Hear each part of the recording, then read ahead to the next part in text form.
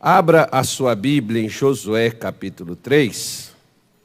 Diz assim, olha, capítulo 3, versículo 1 diz assim: Levantou-se, pois, Josué de madrugada, e partiram de Setim, e vieram até ao Jordão, ele e todos os filhos de Israel, e pousaram ali antes que passassem. E sucedeu, ao fim de 3 dias, que os príncipes passaram pelo meio do arraial e ordenaram ao povo, dizendo: Quando virdes a arca do concerto do Senhor, vosso Deus, e que os sacerdotes levitas a levam, parti vós também do vosso lugar e segui-a. Haja, contudo, distância entre vós e ela, como da medida de 2.000 côvados. Isso é cerca de 900 a 1 quilômetro, a 1.000 metros, essa distância aqui. E não vos achegueis a ela, para que saibais o caminho pelo qual haveis de ir, porquanto por este caminho nunca passastes antes. Vamos dar uma parada aqui. O ser humano, ele tem sempre uma dificuldade. Desde que o homem caiu lá no Éden, o pecado entrou na humanidade, nós já nascemos com esse defeito, com essa falha. Qual? Nós temos medo do desconhecido. Do dia de amanhã. Você pode ver que, infelizmente, tem até cristãos, pessoas dentro das igrejas, que elas têm medo da morte. E por que a pessoa tem? Porque ela não sabe o que vai acontecer depois da morte. Ela tem a insegurança no seu coração, o medo, o pavor, de que seus pecados não tenham sido de fato perdoados e que Deus venha cumprir o que Ele falou com ela. Tem gente que protela, tem gente que luta para não morrer. O apóstolo Paulo, por exemplo, que foi um homem que teve um encontro com Deus, que teve a graça de Deus sobre a sua vida, ele afirmou dizendo: é melhor partir e estar com Cristo. Então, para ele achava que era melhor morrer do que viver. Para nós, na maioria, muitos acham: não, tem que viver. Um dia atrás eu fui fazer uma visita, uma senhora de 95 anos, e eu fiz a brincadeira, eu falei: mas Deus já cumpriu o papel, a promessa dele. Pastor, mas tem meus netos. Eu falei assim: agora são os netos já tudo criado, mas tem os meus bisnetos. Quer dizer, tem sempre alguma coisa que a gente quer se manter aqui, do que preferimos ficar por aqui, fazer mais um tempo aqui, do que partir e estar com Deus. Por que a maioria faz isso? Porque a pessoa não tem certeza se de fato ela vai estar naquele lugar prometido pelo Senhor Jesus. Tanto é que em João 14, você vê o Senhor Jesus dizendo assim: não se turbe o vosso coração, não se perturbe, não tenha medo, não fique inseguro. Na casa de meu Pai há muitas moradas, e eu vou preparar um lugar para você. Então ele está mostrando para a gente: você não tenha medo, eu vou preparar um lugar para você. Aí nós vemos ele falar, por exemplo, em João 12, que aonde ele estiver, estará também o seu servo. Aonde ele estiver, o seu servo vai estar. Agora, o problema é que na hora que nós temos que seguirmos aquilo que Deus falou e que nós nunca passamos por aquela situação, nós entramos em desespero ou pânico mesmo. Alguns chegam aqui e eles dizem assim: pastor, eu não sei o que está acontecendo comigo.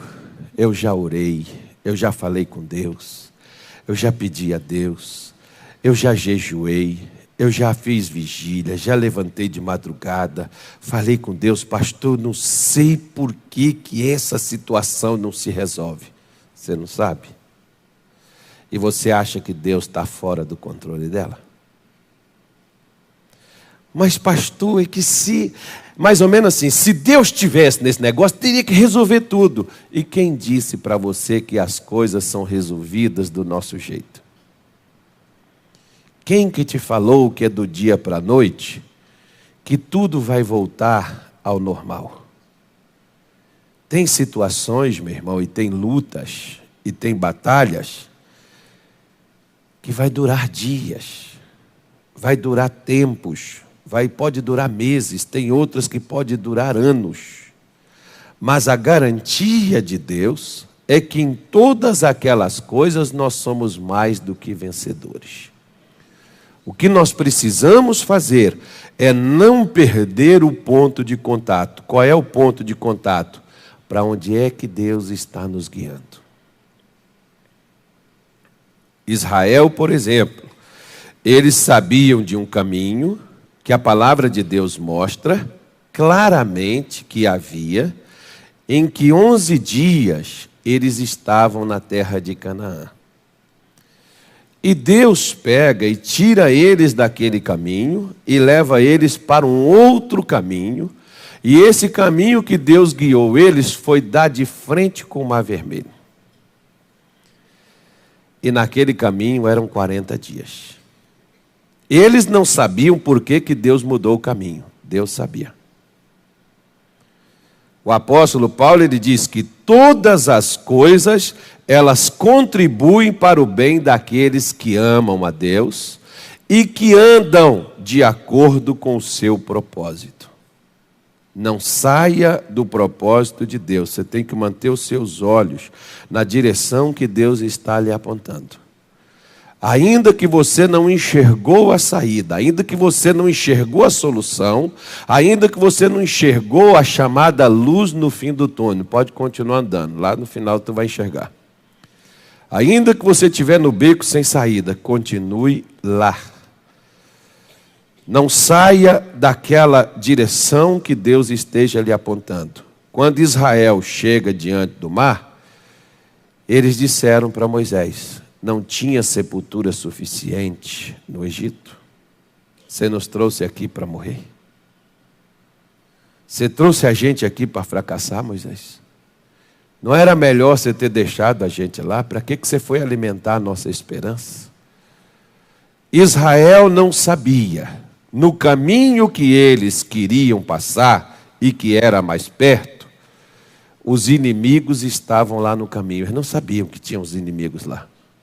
E que não os deixariam passar. E queria fazer uma guerra com eles, botar um terror, colocar um medo e fazer eles voltar para o Egito e serem escravos para sempre.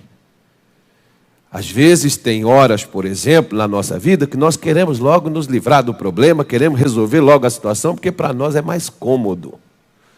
Para nós é melhor quando nós não temos nenhuma necessidade, não temos nenhuma luta, nenhuma dificuldade para ser superada. Para nós é melhor assim.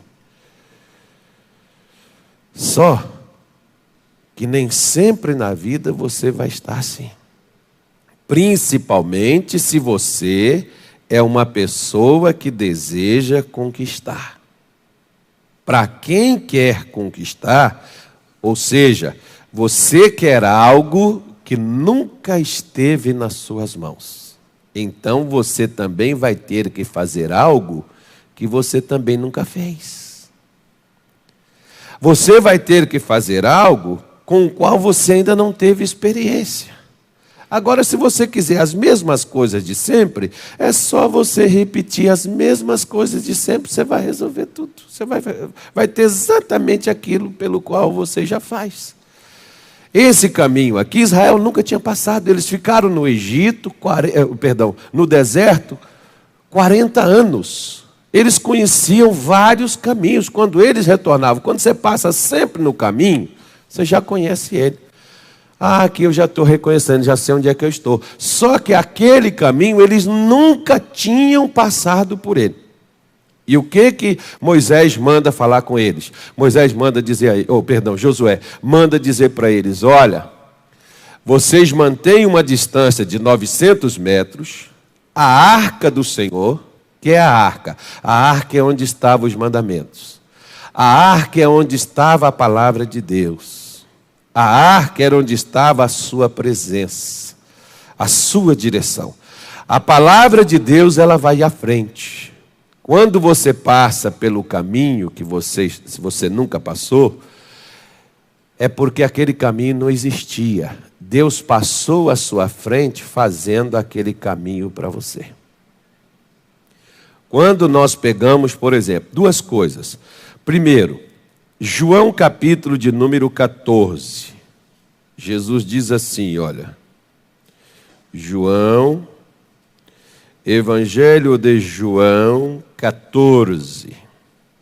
Posso ler? Sim ou não? Meu Deus do céu. O que eu fiz, Senhor? O que foi que eu fiz, Jesus? Eu mereço. Pega umas fichas de patrocinadores que está em cima da minha mesa com um bloquinho que eu esqueci lá, por favor. Cadê o Júnior? Pega lá depois. Não precisa ser agora não, calma. Deus está falando. Espera Deus falar primeiro. Depois a gente faz o resto. Eu estou falando é só para me lembrar. Senão eu esqueço. Posso ler? Versículo 16. E eu rogarei ao Pai, e Ele vos dará outro Consolador, para que fique convosco para sempre. O Espírito do quê? Da verdade, que o mundo não pode receber, porque não o vê, nem o conhece, mas vós o conheceis, porque ele habita convosco e estará em vós. Preste atenção. Preste atenção. Jesus está falando aqui de que Espírito? O Espírito Santo. É uma necessidade para aquele que crê que o Espírito Santo esteja dentro dele. Se o Espírito Santo estiver dentro do crente, é porque tem uma coisa que há dentro dele. O quê? A palavra viva de Deus. Se você pegar o capítulo 4 de Lucas, o versículo 18, Jesus vai dizer assim, o Espírito do Senhor está sobre mim. Onde é que está o Espírito do Senhor? Está sobre Jesus. Quem é Jesus? Jesus é a palavra. O Espírito Santo está onde? Está sobre a palavra de Deus. Ele não fica assim, ele não é um vento. Deixa eu te falar, ele não é uma pombinha, não fica com aquele negócio de pombinha na cabeça, não. Ele não é uma pombinha, não. Ele é aquela convicção que Deus nos dá quando você está lendo as Escrituras ou quando você está ouvindo uma pregação. E aquela sensação que você diz assim, caramba, tudo que o pastor está falando, essa palavra é para mim. É o Espírito Santo te convencendo e mostrando a você que aquela orientação e aquela direção para a sua vida está vindo de Deus. O que ele está fazendo?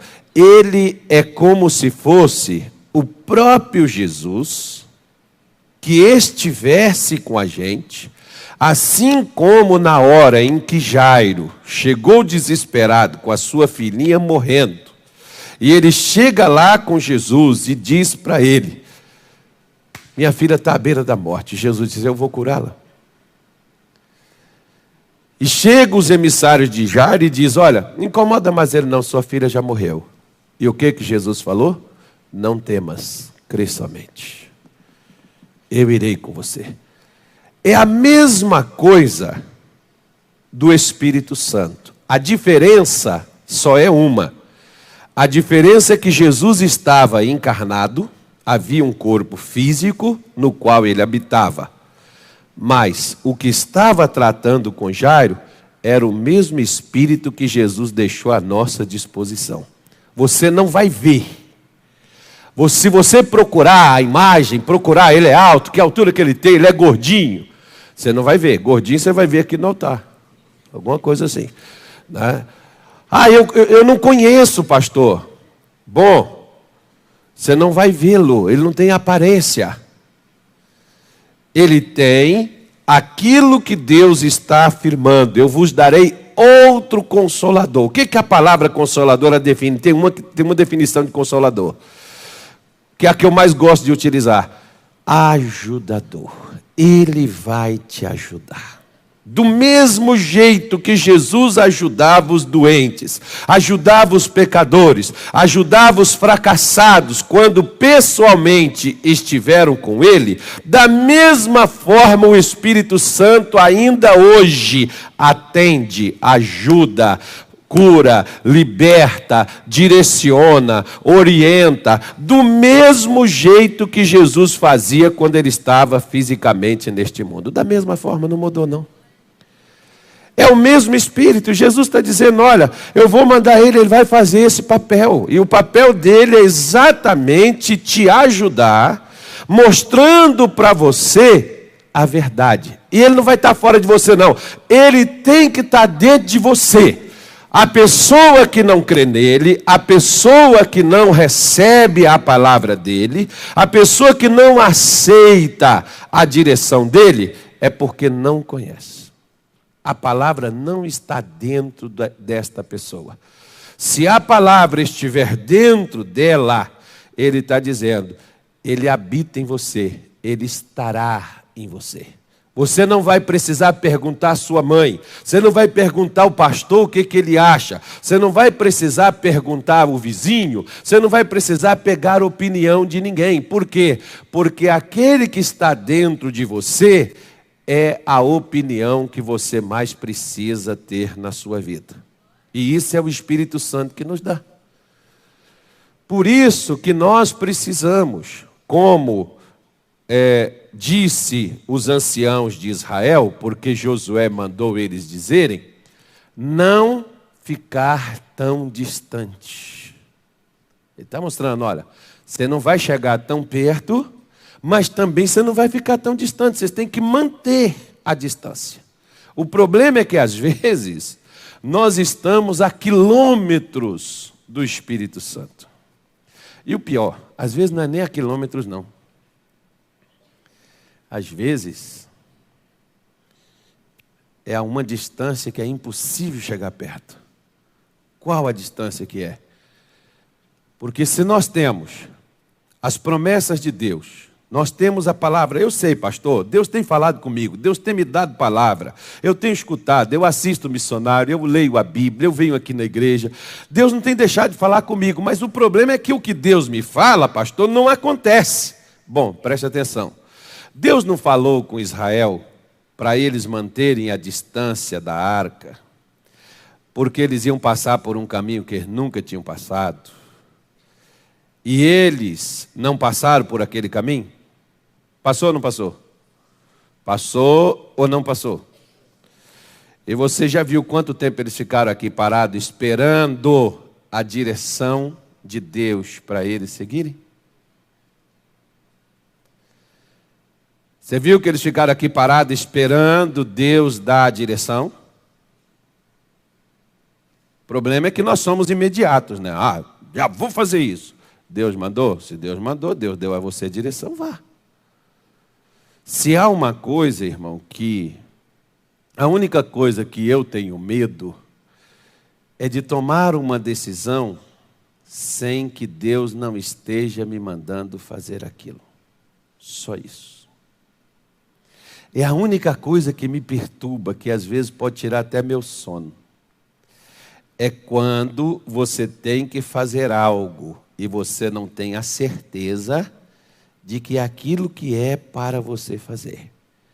Quem é que vai dar a convicção de que é aquilo? É o Espírito Santo de Deus. Agora, para ele fazer isso, o que eu preciso fazer? Eu preciso remover os obstáculos. Se você pegar aqui, olha, volta lá para Josué 3. Volta para lá. Você pode estar seguindo a direção de Deus. O Espírito Santo pode estar te direcionando. Mas se você não retirar os obstáculos, você não vai conseguir passar. Quer ver só? Versículo de número 5. Disse Josué ao povo. O que ele disse para o povo? Santificai-vos, porque amanhã fará o Senhor maravilhas no meio de vós. O que é maravilhas? Milagre. Você está precisando de um milagre? Estou. Deus já te deu uma palavra? Já. Mas a palavra que Ele me deu até agora não aconteceu. E já faz anos. Tudo bem. Você já santificou? O que é santificar? Santificar não é você se isolar em um canto e não querer falar com ninguém. E se esconder dos outros. E, principalmente, achar que você é melhor do que os outros. Que você está numa espiritualidade tão grande que se você falar com os outros, ou tocar nas outras pessoas, ou conversar com elas, ou entrar na casa delas, ou for até a elas, vai te desequilibrar, vai te prejudicar. Essa é a maior burrice que eu já vi determinados, e tem muitos crentes com esse tipo de coisa. Jesus, eu posso afirmar para você, foi o mais santo de todos os homens, que como homem esteve na terra. Ele entrava na casa dos pecadores, ele tocava nos leprosos, ele falava com os pecadores e nenhuma contaminação ele recebeu. Por quê? Porque ele era santo. O trabalho de Deus, irmãos, desde que o homem caiu, é nos santificar. Porque a santificação, ela vai partir de Deus, mas ela começa conosco. Com a nossa separação, a palavra santificar é separar-se. Quer ver aqui, olha? 2 aos Coríntios, capítulo de número 6, por favor. E que consenso, que acordo tem o templo de Deus com os ídolos? Você pode comparar um com o outro? Não. Paulo está dizendo, o ídolo não fala, não vê, tem olho, não vê, tem boca, não fala, tem mão, não age. Então, Deus, não é compatível. Tem uma diferença entre eles. Porque Deus tem boca e fala, Deus tem olhos e vê, tem ouvidos e ouve, tem mão e age. Os ídolos têm mão, mas não age, você tem que carregar eles. Esse Deus com o qual nós agora estamos tratando, não é aquele Deus que você tinha que ficar esperando Ele fazer as coisas. Esse Deus com quem agora nós tratamos, Ele nos dá a direção e nós podemos mudar todas as coisas. Então há uma diferença. Paulo está dizendo, que consenso há entre o templo de Deus e dos ídolos? Porque vós sois o templo do Deus vivente. Como Deus disse, o que é que Deus disse? Neles habitarei e entre eles andarei e serei o seu Deus e eles serão meu povo. Pelo que saí do meio deles e apartai-vos, diz o Senhor, e não toqueis nada imundo, e eu vos receberei. E eu serei para vós pai, e vós sereis para mim filhos e filhas, diz o Senhor Todo-Poderoso. Deixa eu dar uma parada aqui. Preste atenção. O caminho pelo qual Israel tinha que passar, e que Deus estava conduzindo eles. A arca era Deus presente no meio deles. É como se Deus estivesse ali. A arca, ela não era apenas o símbolo. Ela representava a presença de Deus, mas Deus estava lá. Essa coisa, por exemplo, que muita gente ora, grita, chora, e aquela coisa toda, fala em mistério, e Deus está aqui, revela, faz um monte de coisa, e a vida é uma desgraça, é uma das maiores mentiras que há. Paulo está dizendo, minha gente, tudo bem, Deus pode habitar no homem? Sim. Deus pode andar com a gente? Claro. Mas como que ele vai andar com a gente? Ele está dizendo, separe-se. Você não pode ser. Não, mas pastor, Deus nos ama. Claro que Ele ama. Mas ele diz, mas você não pode ser igual ao mundo. Você não pode ser igual. Por quê? Porque se você for igual, eu não posso andar com você. Se você for só meu, aí eu posso ser contigo. Eu posso ser o seu pai e você vai ser o meu Deus. Tem pessoas, por exemplo, que dizem, não, se você recebeu Jesus, Deus já é com você. Não é não, irmão. Ele é comigo ou contigo quando a gente se separa. Separa o quê? A gente separa a nossa vida do pecado. Se nós não separarmos a nossa vida do pecado, e onde é que o pecado está? O pecado está no mundo. O pecado está onde Deus não se faz presente. Para Deus fazer Israel passar pelo caminho que eles nunca passaram, eles tiveram que se separar. Se nós não nos separamos, se nós somos iguais, não é de se estranhar, porque que nós falamos tanto em Deus, mas a nossa vida é igual à vida das pessoas que não têm Ele. Nós falamos, sou evangélico, sou de Jesus, mas se a nossa vida é igual à vida daquele que é religioso, que é qualquer outra coisa, ou que não é nada, ou que é ateu, se a nossa vida é igual, então nós estamos mentindo. Por quê? Porque não pode ser. É o que Paulo está dizendo. Se vocês se separarem, se vocês se apartar do pecado, daquilo que é errado, daquilo que é condenável pela palavra de Deus, se vocês largarem isso, se vocês deixarem isso de lado, aí eu vou ser o Deus de vocês. E vocês vão ser os meus filhos. Ou seja, quando Israel se separou, Deus abriu o Jordão para eles passarem. O caminho pelo qual eles nunca tinham passado, Deus abriu para eles passarem. Se eu e você, nós nos apartamos, largamos o que é condenável aos olhos de Deus, Ele vai abrir o caminho, seja lá da sua saúde, da sua família, seja da sua vida espiritual, seja da sua prosperidade. Se existe um segredo para o sucesso, ele está exatamente aqui onde Paulo está dizendo. Nessa separação. Por quê?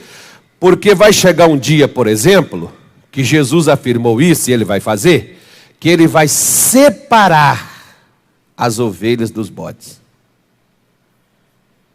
Ele vai fazer isso. E isso, na realidade, não precisa nem ser feito, porque quem é bode já é bode, quem é ovelha já é ovelha. A única diferença que vai ser feita é retirar os bodes do meio. Você está me entendendo, senhor, ou não? Ou eu não estou explicando direito? Porque a pessoa não vai deixar, é bode aqui embaixo e vai virar ovelha lá em cima. Não tem como. Ou a gente é ovelha aqui embaixo, porque tem gente que acha que depois que parte, né, aí Deus vai mudar ela, vai mudar o destino dela. Não vai não, irmão. Nós temos que fazer isso enquanto vivemos. Nós temos que apartar a nossa vida daquilo no qual Deus não se faz presente.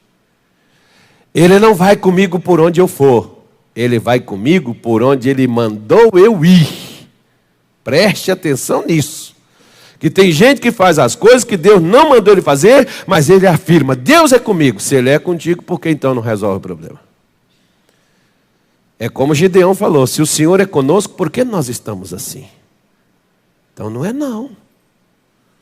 E o que o Espírito Santo fala para Gideão? Vai nessa tua força. O que ele está dizendo? Sai dessa situação, Gideão. Se você sair, onde é que estava o povo de Israel? Covas, cavernas, tentando se defender, tentando resolver seus problemas. E Deus está chamando ele para sair, para enfrentar, para ir para a luta. O pecado, o que ele faz conosco? Ele nos contamina e ele nos neutraliza. Ou seja, ele nos apaga. Desânimo, pastor, até para vir na igreja, pastor, misericórdia. Oh, Jesus, oh, pastor, tem dia que não tem nem a passagem do ônibus. Eu fico tão triste. Você fica triste, mas você não larga o que você está agarrado com ele. Se você largasse, Deus enviaria para você poder fazer aquilo que Ele quer que você faça. Não é só vir à igreja, mas é vir a Cristo, é vir a Deus. Muita gente sente falta da igreja, mas não sente falta de Jesus. Sabe por que não sente falta de Jesus?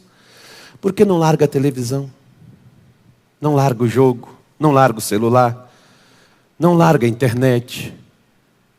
Aí vai sentir falta da igreja? Se pode ter Jesus em casa e não tem? Às vezes nós somos hipócritas, né, irmão? Nós gostamos de... sei lá, eu não sei por que eu estou falando isso, mas eu estou falando. Eu não devia falar isso, eu devia falar isso é para o pessoal lá de Minas Gerais, que deve ser lá que tem esse problema. Mas veja bem, ele diz, se você apartar, eu te recebo. E se ele me recebe como Deus, se ele me recebe como Pai, ele vai dizer assim, deixa comigo, meu filho, agora não é mais você. Eu só queria que você fizesse isso, que você largasse estas coisas, que você deixasse essa vida. O resto é comigo. Eu vou levar você por um caminho que você nunca passou. Meu irmão, lá em Minas Gerais, em 1992, um dia que eu cheguei assim na igreja, vendo 4 pastores lá no altar, e Deus falou comigo, já era para você estar lá em cima. Eu, nem crente eu era.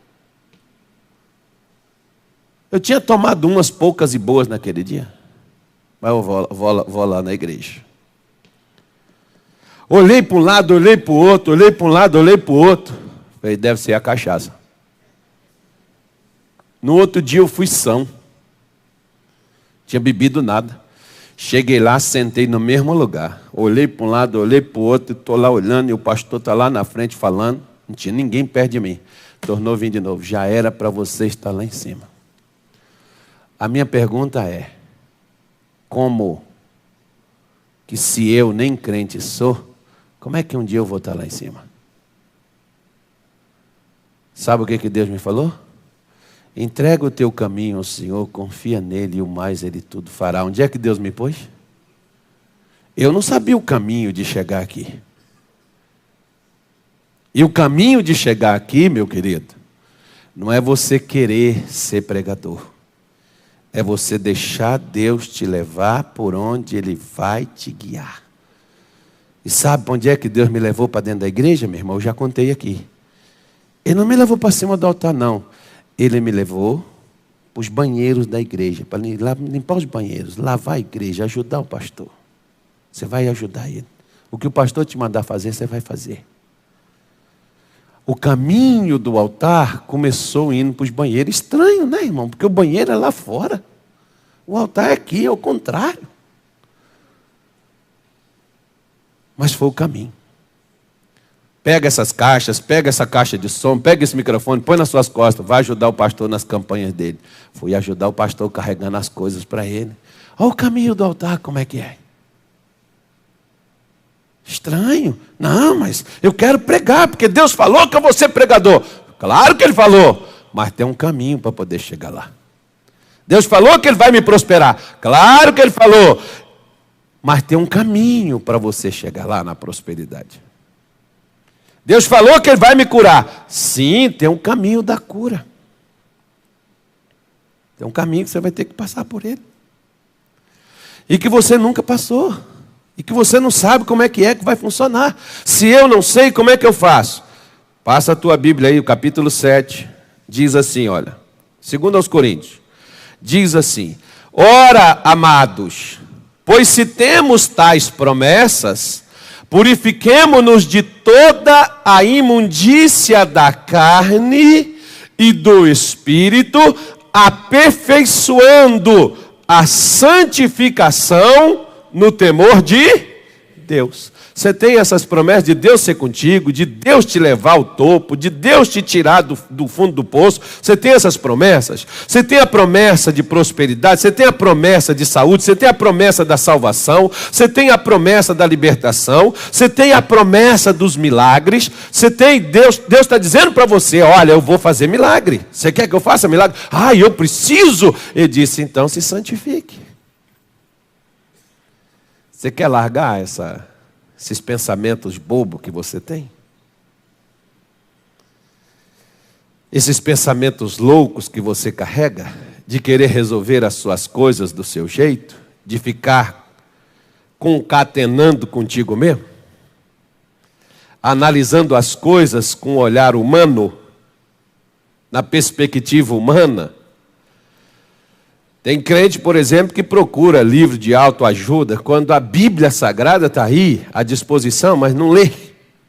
E quando lê, não acredita que Deus deseja fazer aquilo, porque se acredita, Paulo está dizendo, você crê nessas promessas?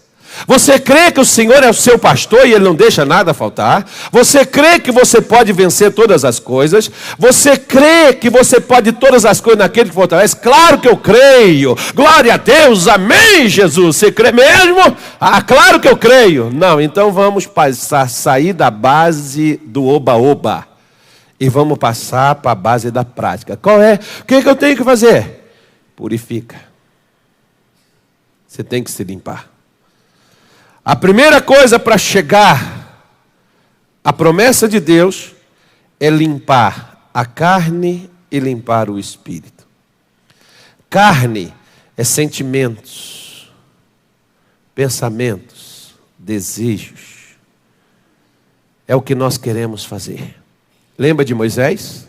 Quando ele vê a sarça queimando, ele diz, eu vou ver do que se trata isso. Deus disse, para! Você quer chegar perto? Sim, senhor. Tira a sandália dos teus pés, porque agora não é como você quer, é como eu quero. Você manda daí para lá, daqui para cá quem manda sou eu. Então só chega do meu jeito e não do seu. Da mesma forma, meu querido, Deus está dizendo, Canaã está ali, vocês querem ir? Claro que sim, só falta esse obstáculo aí, não é? É verdade. E não tem por onde passar, não tem? Tem não, sim senhor. Pois é, vocês querem que eu mostre a vocês, tem um caminho para chegar lá. Ah sim, Senhor, nós queremos. Então vocês vão fazer um conserto, você vai perdoar sua mãe, vai pedir perdão ao seu marido, você vai consertar a tua vida. Vocês têm 3 dias para vocês poderem fazer isso. Eu não sei por que foi 3 dias que também Jesus ficou dentro do seio da terra, né? Mas no 3º dia nós sabemos por quê. Ele levanta de lá com a chave da morte e do inferno na mão. E ele disse, eu tenho a chave da casa de Davi, que abre e ninguém fecha, e fecha e ninguém pode abrir. E pastor, por que então minha vida está assim, pastor? Por quê? Acho que Deus está nos respondendo. Você crê nas promessas? Claro! Crê mesmo? Sim! Ore por mim, pastor, para Deus abrir esse caminho. Sinto muito lhe dizer, o caminho não vai ser aberto com oração. O caminho é aberto com purificação.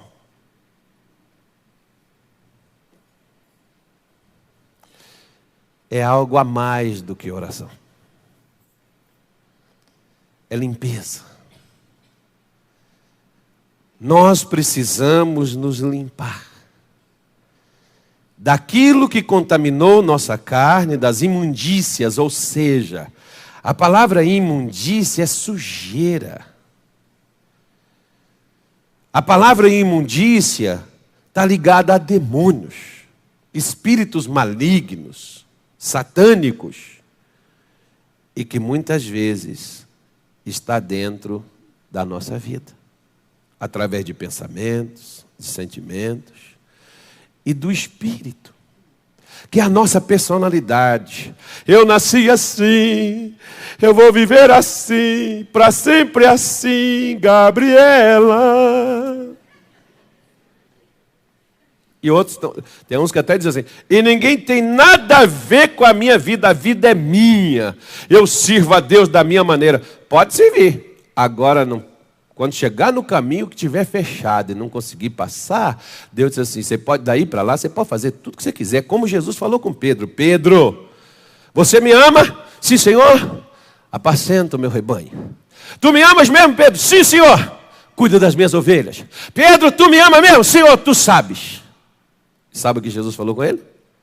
Pedro, quando você era jovem, você cingia você mesmo. Você colocava a roupa que você queria, você vestia o que você queria, você ia onde você queria, você fazia o que você queria.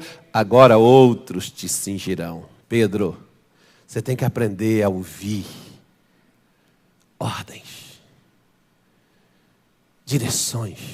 Você tem que se aprender a permitir ser guiado. Com quem que Jesus está falando? O que mais me impressiona, Jesus está falando com um camarada que já estava seguindo ele há 3 anos. Esse camarada não era discípulo de Carlos Soares em Belém do Pará. Esse camarada era discípulo do maior pregador que houve neste mundo, do maior mestre. Pedro viu milagres, mortos sendo ressuscitados, paralíticos andando. Pedro viu coisas fenomenais, mas mesmo assim, Pedro vivia para si.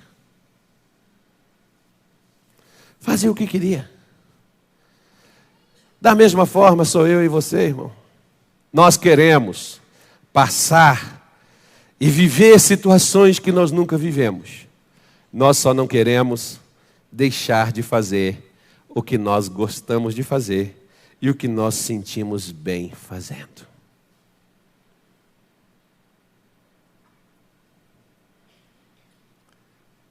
Pelo que deixemos, purifiquemos de toda a imundícia e aperfeiçoando a santificação no temor de Deus. Por quê? Porque lá em Hebreus, quando você pega Hebreus 12, você vai ver o apóstolo Paulo dizer o seguinte: sem santificação, ninguém verá o Senhor. Você quer ver Deus em ação? Claro! Santifica. Ou seja, se separe. Não é nem você ir lá e orar e jejuar uma semana, jejuar um mês, jejuar 40 dias e depois você voltar para a sua vidinha, sem pé, sem cabeça, e voltar para os seus afazeres e para as coisas que você gosta e para as coisas que você sempre fez. Não adianta nada você ficar jejuando, ficar orando. Ou seja, Israel tinha que estar disposto a largar tudo aquilo que eles tinham escondido dentro dos seus corações. Quer ver uma coisa? Vou te contar uma história. É história mesmo, bíblica, mas é história. Só para a gente terminar. Jacó, quando ele estava na casa de Labão, e ele chama suas mulheres, seus filhos, e põe eles na estrada de volta. Sabe o que a esposa amada de Jacó fez? Pegou o ídolo do seu pai, escondeu e levou com ela.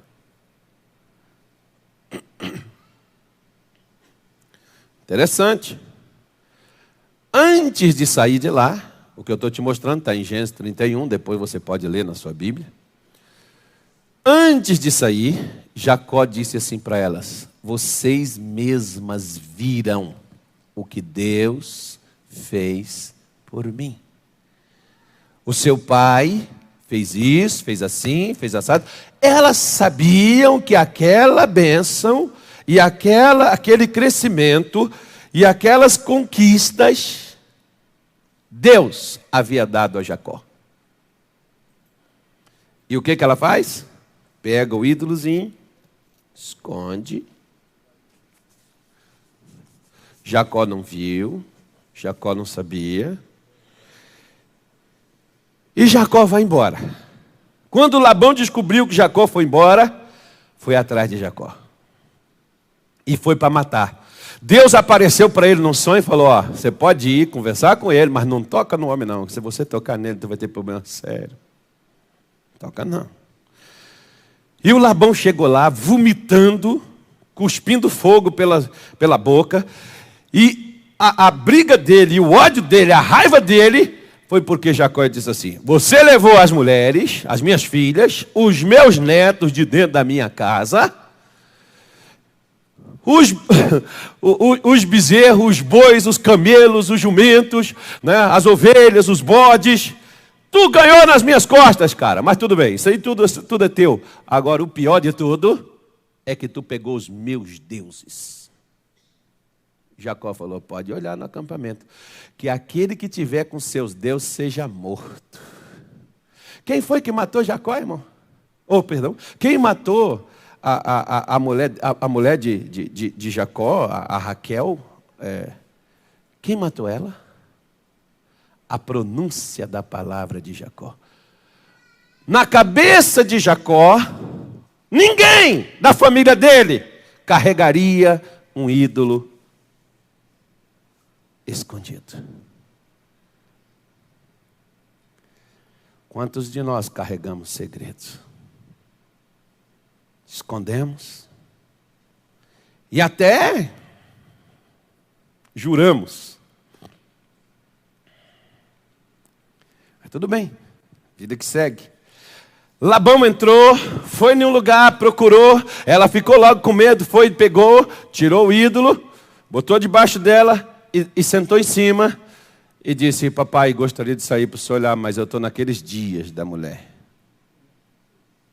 Ela mentiu para esconder o que ela havia feito. Tudo bem. Labão vira e diz: Jacó, de fato, ninguém, os deuses não está aqui, deve ser outra pessoa que roubou. E eles foram embora. Resultado. Preste atenção no que eu vou lhe falar. Jacó foi para Siquém. Era para ele ir para Siquém? Não, mas ele foi para Siquém. E lá em Siquém, a filha de Jacó, a garotinha lá, a Diná, ou Dina, ela é violentada. O príncipe de Siquém violenta a menina. Isso era uma coisa terrível para aquela época. Mas o cara, querendo reparar o erro, foi lá pedir Jacó em casamento a menina. E os dois filhos dele, o Simeão e o Levi, muito, mas muito do revoltado, pegaram, fizeram uma aliança com os camaradas para enganar eles. E quando os camaradas fizeram a aliança, eles foram lá e matou todos os homens da cidade. E quando Jacó ficou sabendo, ele disse assim: agora vocês me tornaram abominável aos olhos de todos os moradores dessa terra, e eles levantarão contra nós, e eles vão acabar conosco. E Jacó entra em desespero, e Deus disse para ele: Jacó, volta para Luz, que era a cidade, Betel. Volta para Betel, que é a casa de Deus, que era o lugar aonde ele deveria estar. Foi para lá que Deus o mandou, mas ele não foi. Ele foi para Siquém. Ao invés de ir para Betel, ele vai para Siquém. E Deus disse: volta para Betel. Mas primeiro faça uma coisa. Fale com o teu pessoal. Tem uma árvore aqui. Abre um buraco. Jacó abriu o buraco. Abre um buraco aí. Abriu um buraco lá debaixo da árvore. Fala com o teu pessoal para jogar todos os ídolos aqui dentro.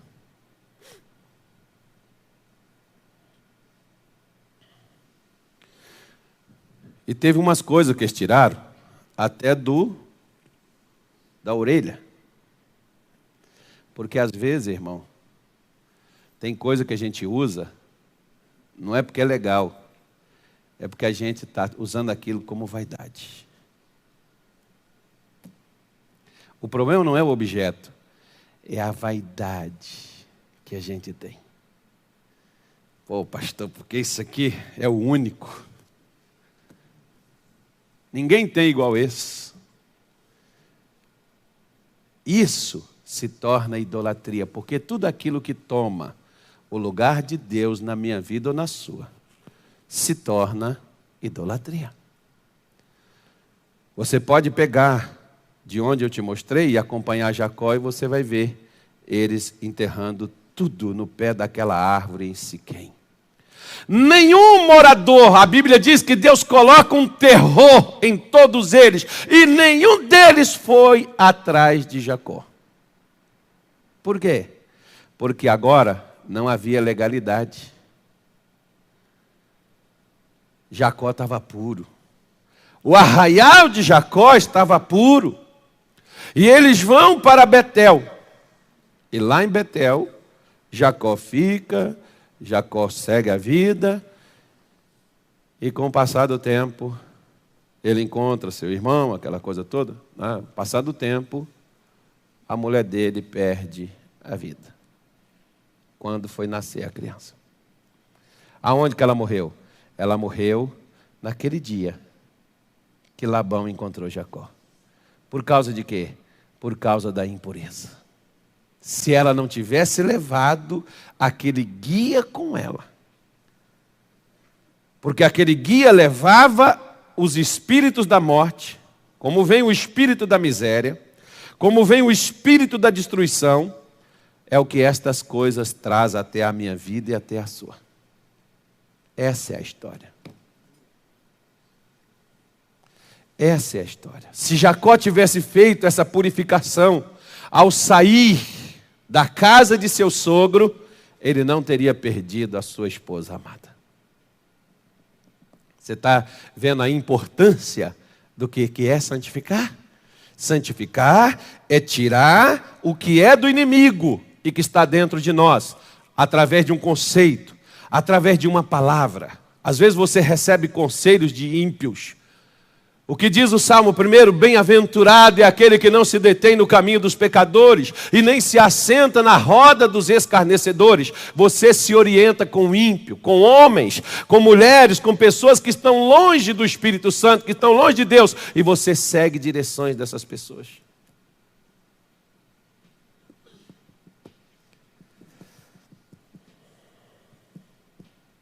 Tem crente que até hoje consulta horóscopo. Depois não entende porque que a vida está ruim.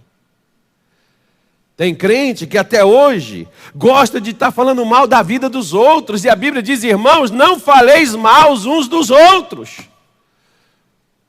Tem hora que me dá repúdio, tem situações, às vezes as pessoas me mandam, principalmente quando a pessoa está falando mal do outro. Irmão, aquilo me dá nojo, aquilo me dá náuseas, eu não gosto de comentar isso, eu não gosto de falar sobre isso. Se você tem alguma coisa para falar de alguém, chame a pessoa, traz ela comigo e a gente conversa. Por que eu tenho náuseas disso? Porque eu tenho nojo quando alguém fala mal de mim e não vem falar comigo.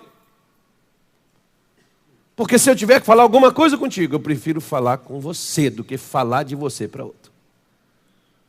Porque se eu tiver coragem de falar de você para outro e não tiver coragem de falar com você, então eu sou um enganador. Eu sou um falsário. E essas coisas que nós temos que tirar. Se nós queremos que Deus faça milagres, se nós almejamos milagres na nossa vida, tira o imundo de dentro. O que mais impressiona é que Paulo está dando essa carta, e essa carta está escrita, não é a cidade de Corinto. Paulo não está escrevendo a Grécia. Ele está escrevendo aos irmãos, aos crentes de Corinto. As Escrituras não é para o povo de Belém. As Escrituras é para o povo de Deus de Belém. Ok, irmão? Por isso que você vê, por exemplo, o pessoal pega aquele slogan, o povo do Pará saúda a Virgem de Nazaré. Eu não estou naquele meio, porque eu não estou saudando ela. Eles podem escrever o que eles quiserem.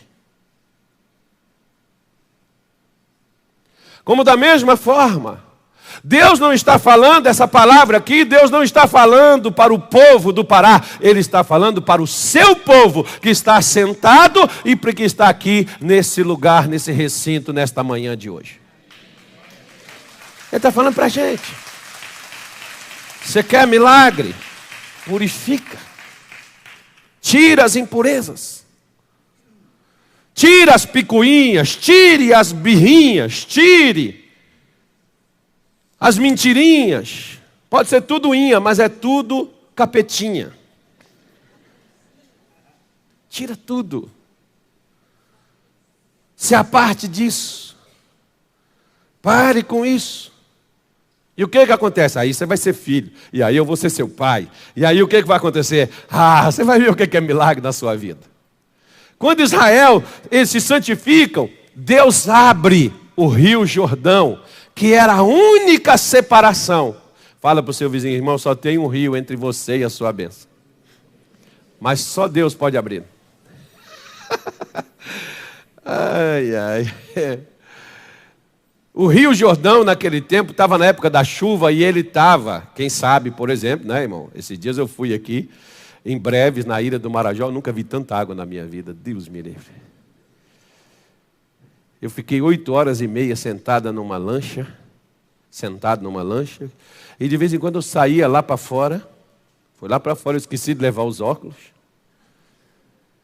Além de queimar, os olhos ainda doeu, mas vou ficar lá fora. Lá fora estava mais fresco do que do ar-condicionado dentro da balsa, dentro da lancha. Eu fui para lá, mas eu vi água, mas eu tenho tanta foto comigo, mas tanta foto. Porque eu gosto da natureza. E eu vi tanta água. E eu estava conversando com um dos camaradas, e ele estava me falando o seguinte. Ele falou, pastor, isso aqui quando a gente pega contra a correnteza, demora mais. Por quê? E olha que aqui pode chover que os rios não enchem, né? Agora você vai num rio, aonde ele pega e recebe todas aquelas águas que vem nele, a correnteza, ela é forte e ela varia. Pode ser que ela esteja no meio, pode ser que ela esteja na beira. E pode ser que ela esteja correndo por aqui e esteja correndo lá por outro lado. Você vai passar por duas coisas. Quando Israel chegou lá e disse assim, Josué, você tem certeza que é aqui mesmo? Ele falou, tem sim. Vocês querem ter certeza? Queremos. Ok. Está vendo a arca? Sim, senhor. 900 metros dela, tá? Deus vai fazer o caminho para a gente poder passar. E Josué? Como, Josué? Ei, vocês esqueceram que vocês estão tratando com Deus, que abriu foi o mar, não foi rio? Para quem abriu o mar, isso aqui é fichinha.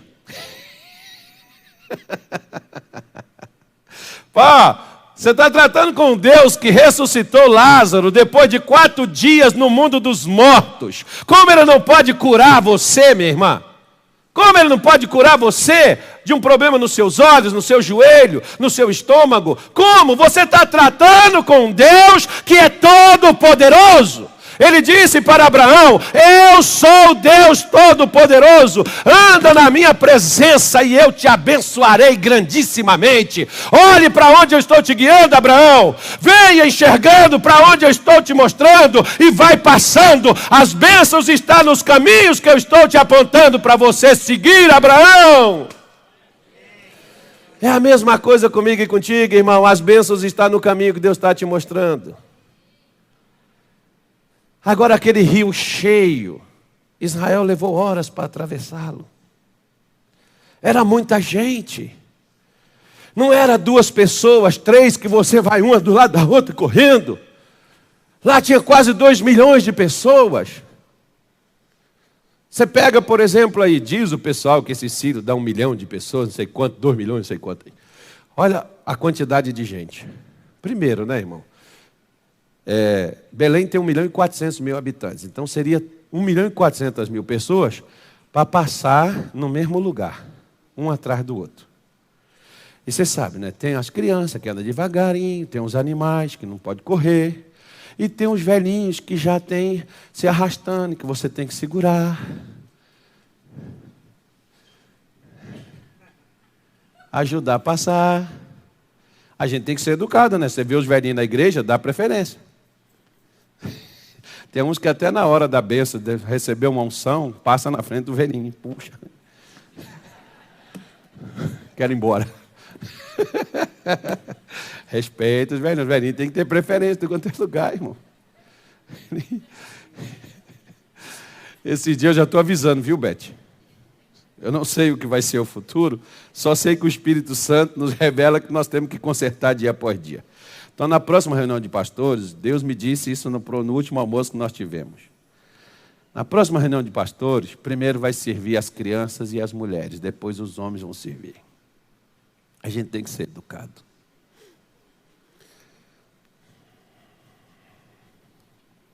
Ninguém gostou disso, né? Imagine eles quando ouvir isso. Se eu estiver aqui no próximo almoço, vai ser assim. No próximo almoço, vamos organizar. Quem tem filho, vai lá e serve os seus filhos, volta lá a mãe. Geralmente é a mãe que faz isso, né? Dificilmente o pai faz. Depois os homens vão servir. E vamos pegar os velhinhos primeiro, porque eles têm preferência na fila do banco. Olha, se o mundo, irmão, dá essa preferência, como é que nós vamos tratar de maneira diferente? Nós estamos sendo pior? Eu quase enterrei o meu rosto dentro daquela sala. Eu falei, meu Jesus amado, Deus, eu fiquei com vergonha. Mas a gente tem que se purificar, amém? Colocar lá as plaquinhas, fila. Acima de 60. Eu já estou quase lá. Se eu estivesse chegando, eu ia falar, tá vendo? Ele chegou e ganhou preferência de novo. E no reino de Deus não tem maior nem menor, todos nós somos iguais. Amém? Coisa séria, mas a gente tem que ter isso daí. Na nossa casa, a gente não chega uma visita, a gente não dá preferência à visita? Por que vai ser diferente? Se Deus diz que nós temos que tratar com carinho os mais velhos, como se fossem os nossos pais, por que nós não vamos fazer? A gente tem que fazer. Crianças de colo têm a preferência. Crianças até 2 anos têm a preferência. E como nós estamos dentro do reino de Deus, então é criança tem preferência.